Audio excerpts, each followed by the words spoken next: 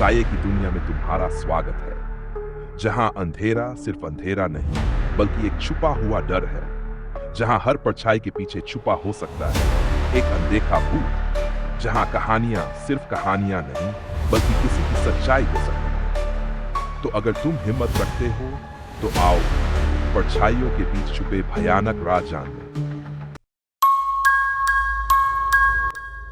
बिहार के घने जंगलों में बसा कालीगढ़, एक गांव जो वर्षों से वीरान पड़ा था।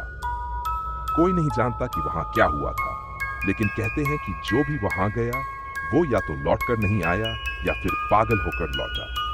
सरकारी रिकॉर्ड इसे एक रहस्यमयी महामारी का शिकार बताते थे, लेकिन ग्रामीणों का मानना था कि यह गांव श्रापित था।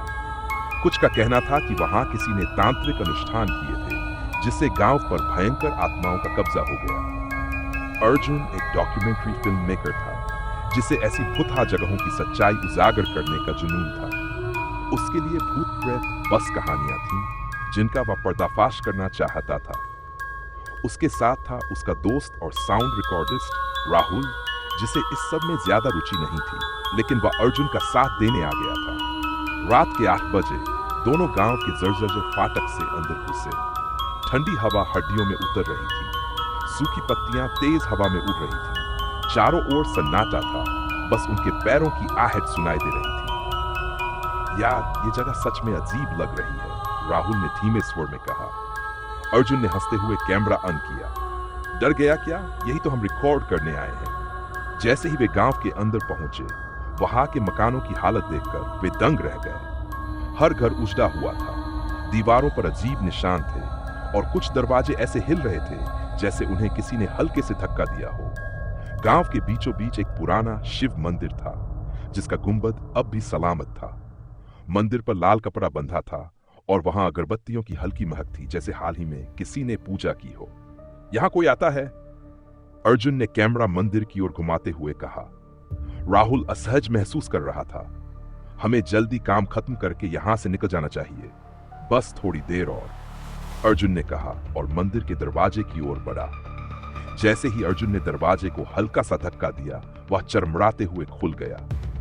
अंदर का दृश्य और भी अजीब था। दीवारों पर सिंदूर और खून जैसे निशान बने थे। कुछ जगहों पर हाथों के निशान थे, मानव हाथों के, मगर अजीब से टेढ़े मेढ़े। मूर्ति के सामने कुछ अधजली अगरबत्तियां रखी थीं। तभी मंदिर के कोने से किसी चीज के गिरने की आवाज आई। राहुल घबरा गया। हमें चलना चाहिए, यह जगह सही नहीं लग रही। अर्जुन ने कैमरा घुमाया और मंदिर के कोने में देखा। वहां एक पुराना घड़ा गिरा पड़ा था, लेकिन कोई नहीं था। तभी दरवाजे के पास कोई खड़ा था। पतला शरीर, सिर हल्का झुका हुआ, वह हिल नहीं रहा था, बस खड़ा था।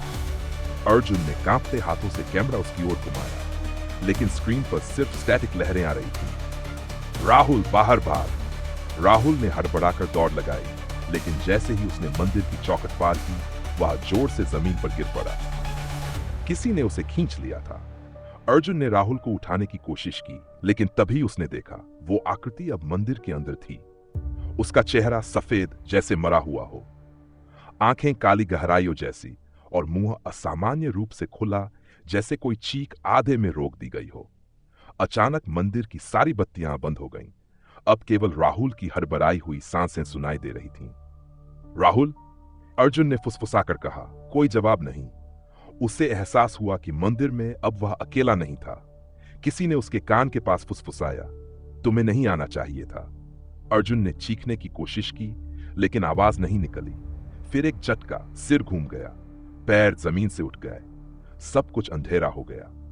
अगली सुबह कालीगढ़ गांव वैसे ही खड़ा था, वही उजड़े मकान, वही वीरानी। मंदिर के दरवाजे अब भी खुले थे, लेकिन अर्जुन और राहुल का कोई नामो निशान नहीं था। बस एक चीज वहां पड़ी थी, अर्जुन का कैमरा। स्क्रीन पर एक आखिरी तस्वीर जमी हुई थी। गांव के आखिरी कोने पर खड़ी एक आकृति जो इंतजार कर रही थी अगले शिकार का। अगर आपको यह सच्ची घटना पसंद आई हो तो लाइक करें और सब्सक्राइब करना ना भूलें। आपका सपोर्ट हमें और बेहतरीन कंटेंट लाने की ताकत देता है।